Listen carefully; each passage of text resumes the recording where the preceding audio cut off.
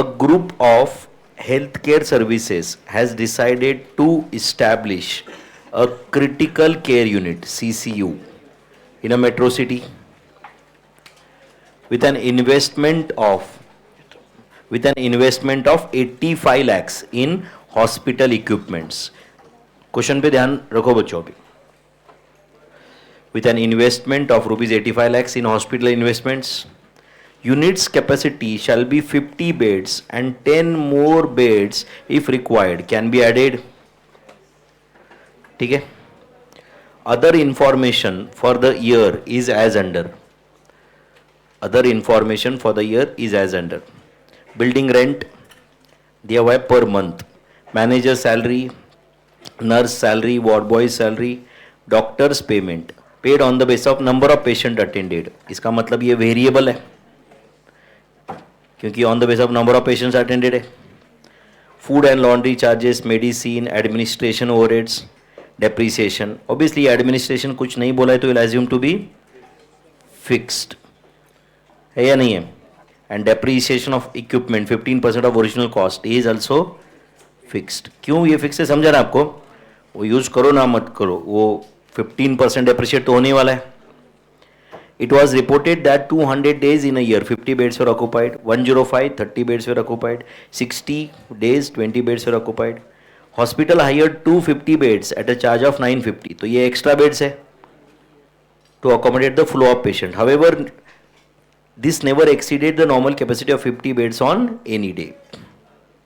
समझा बच्चों.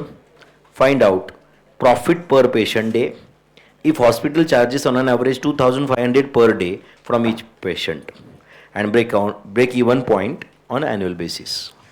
कोई बड़ी बात है क्या भाई. Same to same question solve किया है कि हमने किया है कि नहीं. नंबर्स अलग रहेंगे बस, अदरवाइज सेम क्वेश्चन. चलो बोलो फिर अभी कैसे सॉल्व करना है तुम्हारे हिसाब से बताओ फटाफट. पहले क्या फाइंड करेंगे.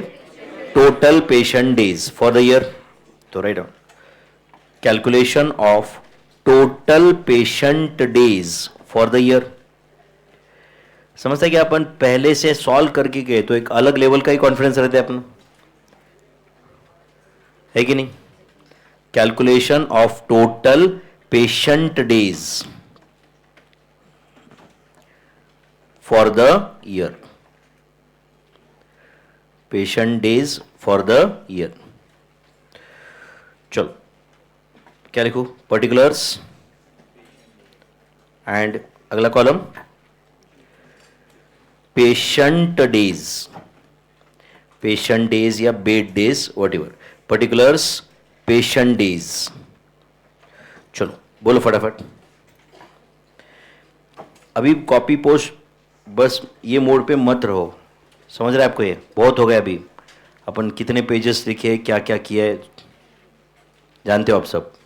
वापस बताने की जरूरत नहीं है. टोटल पेशेंट डेज बोलो. 200 डेज इंटू 50 बेड्स. नहीं, इसका आंसर कितना है. 10,000 पेशेंट डेज. या पेशेंट डेज नहीं बोलना है तो इसको क्या बोल सकते हो अपन. पेशेंट डेज और बेड डेज. पेशेंट डेज और बेड डेज 10,000 हो गए. Then 105 days into 30 beds 3150 patient days. Then 60 days into 20 beds कितना 1200 patient days. And extra beds for the year है ना या फॉर द मंथ है वो. बोलो. Year. Hospital hired 250 beds at a charge of rupees 950 to accommodate the flow of patients. E. बोलो. Total patient days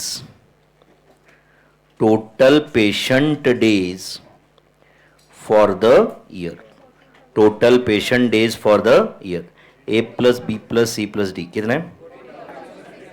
14,600. Total patient days for the year 14,600. सही है भाई? Total patient days for the year 14,600. चलो next, क्या पता करेंगे अपने को?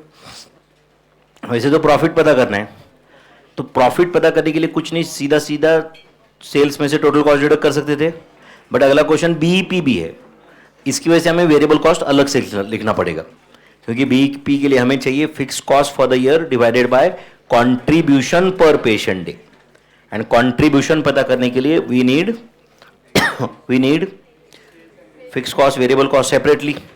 तो write down second, calculation of statement showing calculation of profit per patient day and BEP. Statement showing calculation of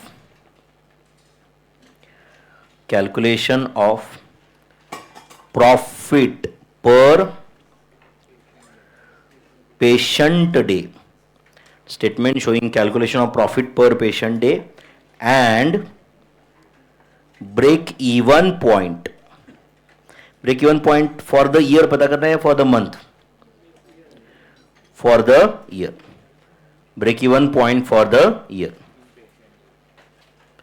ठीक है, अपन दोनों पता करेंगे, in terms of patient days, in terms of revenue. चलेगा? लगे तो लिखना है ब्रैकेट में तो लिख सकते हो, इन terms of patient days and amount, but ठीक है, कोई प्रॉब्लम नहीं. बीईपी पता करना है, अपन दोनों पता करेंगे. चलेगा? तो write on particulars amount. Statement showing calculation of, लिख दिया आपने, profit per patient day and break even point, and break even point.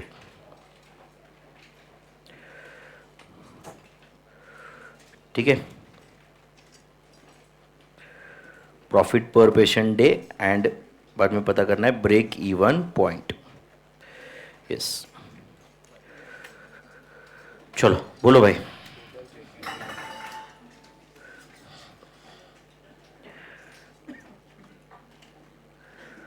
Particulars amount, particulars amount बोलो बच्चों. Total patient days for the year लिख दूं? ठीक है, total patient days for the year, total patient days for the year कितना है? 14,600. Revenue पर patient day दिया है क्या? दिया है क्या भाई? रेवेन्यू पर पेशेंट डे कितना है?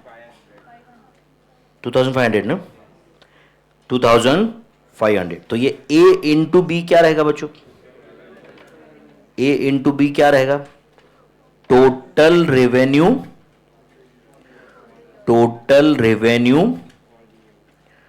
For the year, total revenue for the year, A into B. दो answer, 3 crores 65 lakhs. 3 crores 65 lakhs is total revenue for the year. और D, एक काम करो, एक एक करके बता दो, वेरिएबल कॉस्ट बाद में हेडिंग बना देंगे. चलेगा क्या? मुझे जो जो वेरिएबल है वो सब बता दो.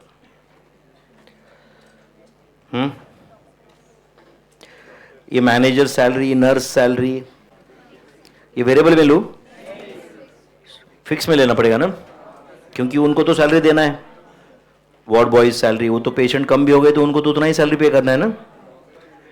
डॉक्टर्स पेमेंट, ठीक है, right on D, doctors payment. इसको क्यों वेरिएबल बोला आपने? क्योंकि वो नंबर ऑफ पेशेंट्स पे डिपेंड करता है. हाँ बोलो. 5,50,000 इंटू 12 मंथ्स, अपन साल भर के लिए कर रहे हैं ना सब. ये बोलो कितना है? 66 lakhs डॉक्टर्स पेमेंट. और जो जो वेरिएबल है वो सब बता दो. Food and laundry services, food and laundry services कितना है?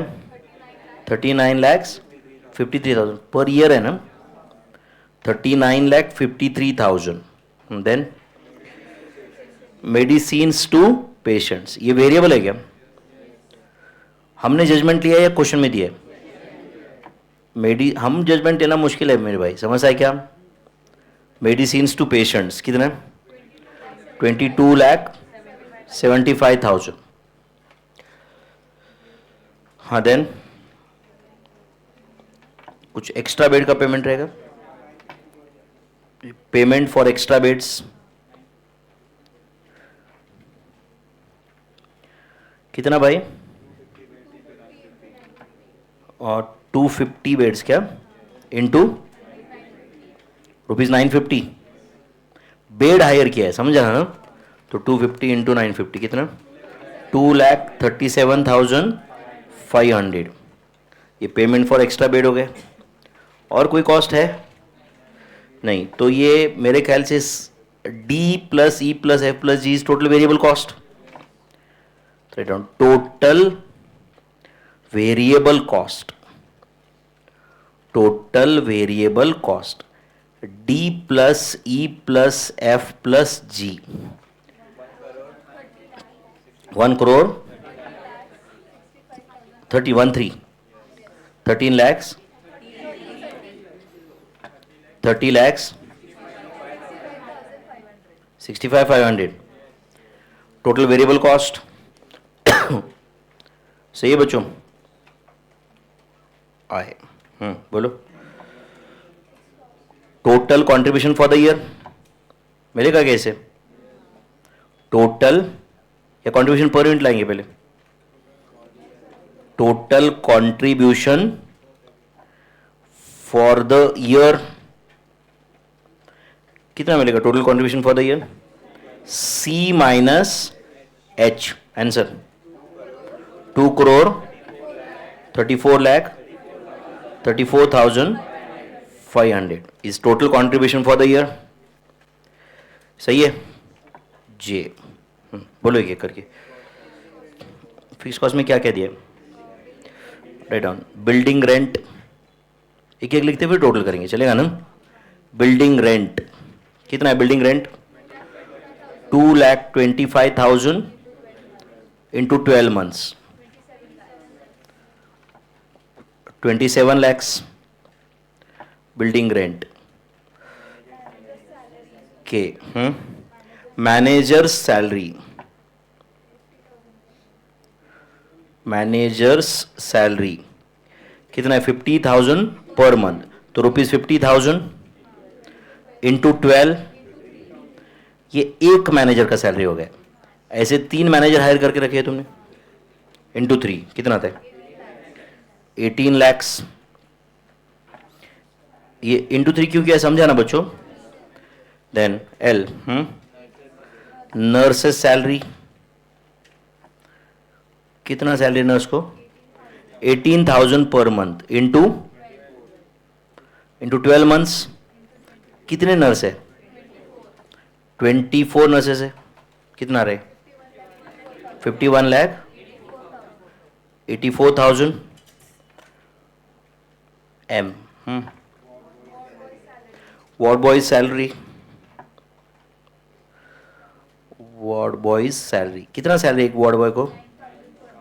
9,000 per month. 9,000 per month into 12 month कितने वार्ड बॉयज है? 24. आंसर 25,92,000. और कुछ है क्या? Fixed overheads, administration overheads MN, administrative overheads कितना है? Administrative overheads 28 lakhs. उसके बाद depreciation on equipments O, depreciation on equipments कितना परसेंट डेप्रीसिएशन है? 15% ऑन 85 lakhs.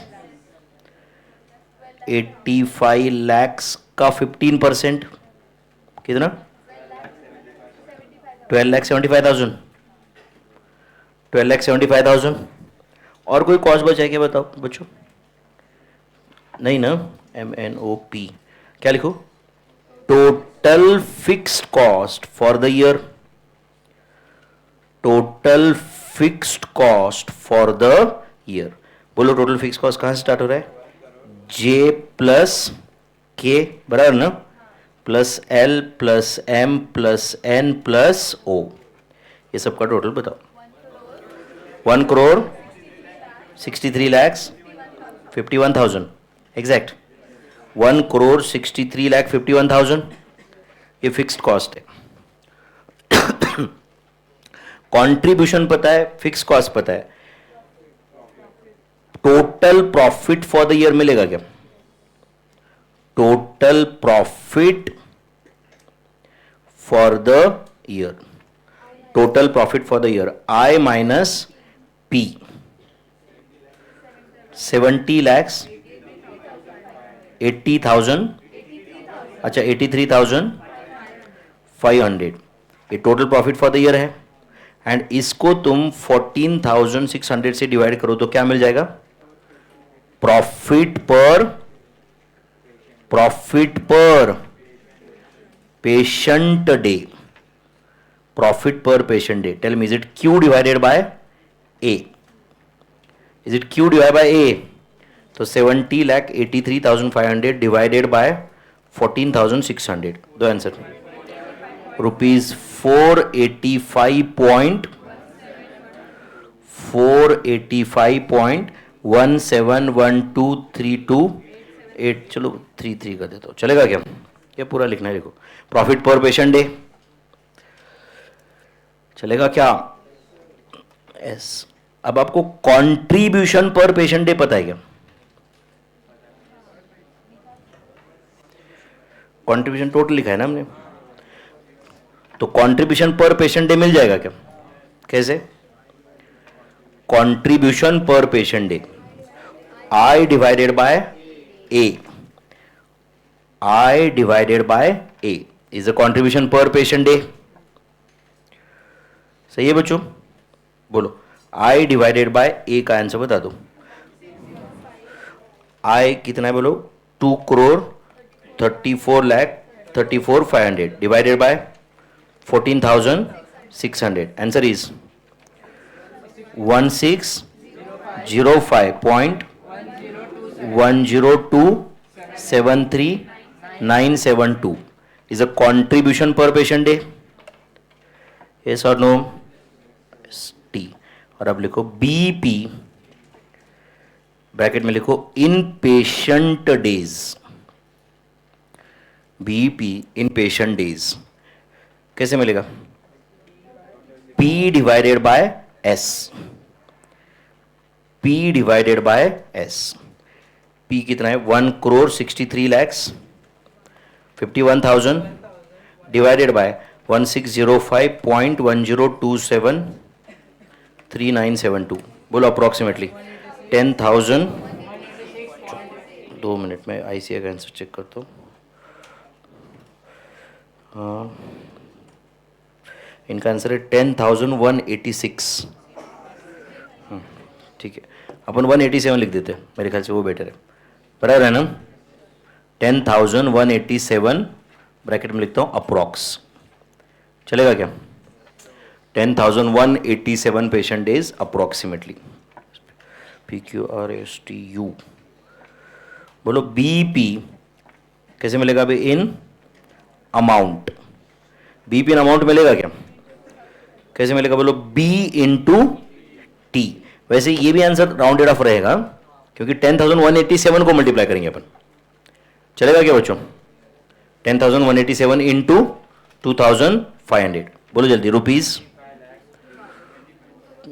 2,54,67,500, इतना रेवेन्यू लाया तो तुम ब्रेक इवन पे पहुंचोगे।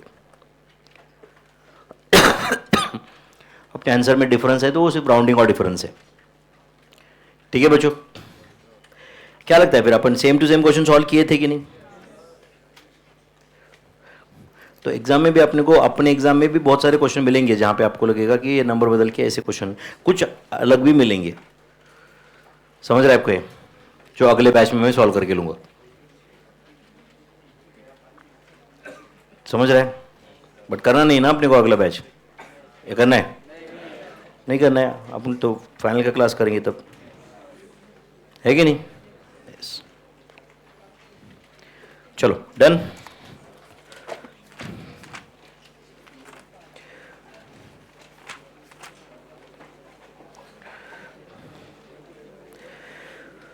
तो ये ब्रेक इवन पॉइंट मिल गया क्या इस क्वेश्चन में?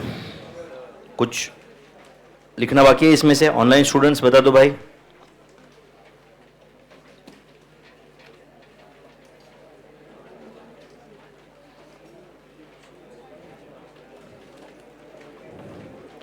मेडिसिन्स टू पेशेंट्स, हाँ ठीक है।